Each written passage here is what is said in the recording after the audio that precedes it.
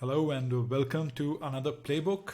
This one is on upstream thinking. And as the name implies, if there's upstream thinking, that means the opposite of that is downstream thinking. And we'll discuss both these concepts in more detail. But as is usual, let me start with a story. Now, two friends were walking next to a river and they see that there's a small boy who's sort of drowning in the river. So a friend quickly jumps into the water and rescues the boy. And they send him home and they keep walking and they see that there's another kid who is now drowning in the water. And the other friend jumps in this time and saves that kid. And this goes on for a while. After the fourth kid that they rescue, one of the friends starts running upstream. And his friend who's in the water rescuing a kid says, "Hey, where are you going? I need help to rescue these kids." And the friend says, "I want to go and find out who's throwing these kids into the water." And this is at the heart of upstream thinking and downstream thinking. With downstream thinking, something goes wrong, you try and resolve the problem there and then. With upstream thinking, you try and go to the root, you go upriver and you try and figure out what is really going wrong. Why are kids being thrown into the water, right? So let's dig in a little deeper, right? And let's figure out what are the things which cause downstream thinking and where it comes and hurts all of us who build products. So whether you're a product manager, a designer, an engineer, or anyone interested in problem solving or building products, downstream thinking is very prevalent, and downstream thinking is something that affects the way we work, right? Great example. When there's a cut on your hand, you don't stop and sort of try and figure out how the cut happened and, why were there sharp objects in your room. You stop the bleeding. And that's a very natural instinct when something goes wrong. When you see a child drowning, you don't hypothesize how the child got into the water. You jump in and save the water. Jump in and save the child. And similarly, when there's a cut on your hand, you first stop the bleeding, right? But what if you have been cutting yourself again and again? At this point, you need to find the root cause. You need to find out why there are so many sharp objects in your room. Maybe you need to sort of protect your room, and maybe you need to cover your room, and maybe you need to figure out why you're so clumsy and you keep sort of cutting yourself, right? So essentially, this is at the essence that in downstream thinking, a lot of things sort of take over your way of thinking. Downstream events create an urgency and they require immediate resolution. But if this keeps happening, we get caught up in this loop where we keep solving problems and downstream thinking takes over. And what we are doing is being in this reactive mode. We are reacting to everything that's happening. And sure, we are fixing those problems, but we are not finding any permanent solutions to the problems that we have, right? So the other big reason why this happens, and we've talked about this in previous playbooks on metrics, but essentially, what we keep tracking are lagging metrics, and lagging metrics essentially happen after something has happened, right? They lag. Set of events have happened, and then you see lagging metrics. And the reason we look at a lot of lagging metrics are because lagging metrics are easy to identify and easy to track. Things like revenue, things like churn, how many people have stopped using your product, how much revenue did you make in the last 1 month, right? These are all lagging indicators. They are lagging indicators of the fact that either something has gone right or something has gone wrong. But for all of us who build products, lagging metrics are what we look at day in and day out. Surprisingly, we don't look at leading metrics because leading metrics are just incredibly difficult to track, right?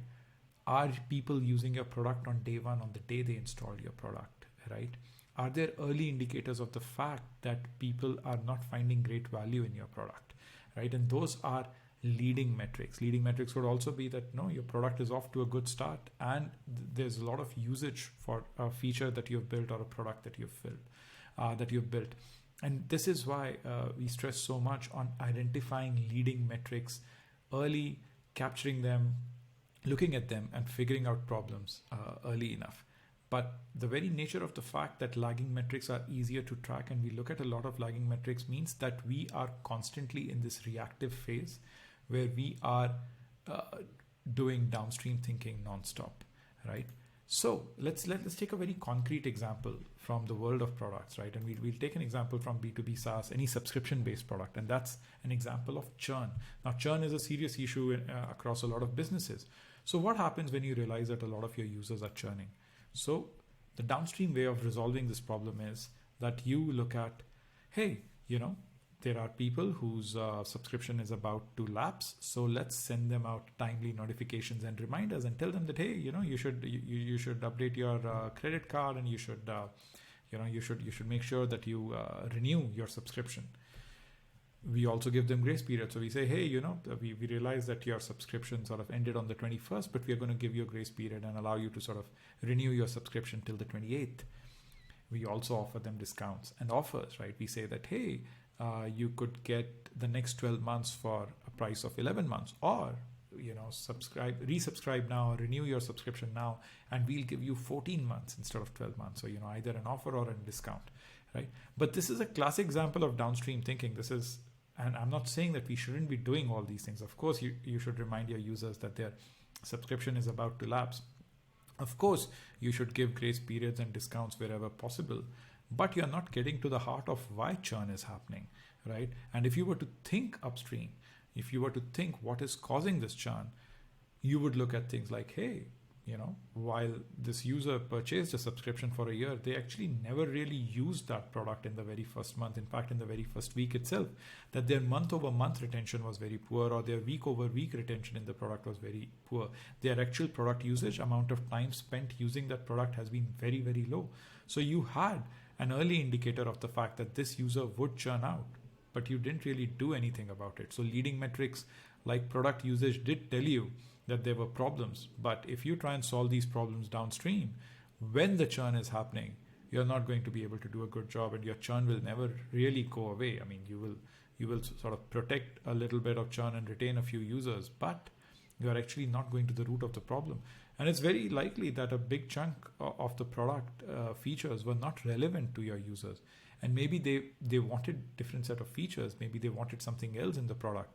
If you were a content-based product and you were offering subscription, maybe your content is not relevant to them. Maybe discovery is broken. Maybe they don't even realize the kind of shows and movies that you have in your product, right?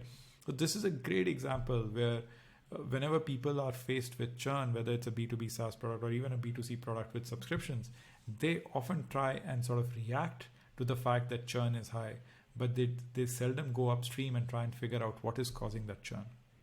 Right? There are so many such examples, and I'm sure all of you have come across downstream thinking on the kind of problems that you are working on. So do tell us more about the kind of such downstream thinking problems that you have encountered. And I hope you are enjoying these playbooks. Do subscribe to the channel, and see you in the next playbook. Take care. Bye.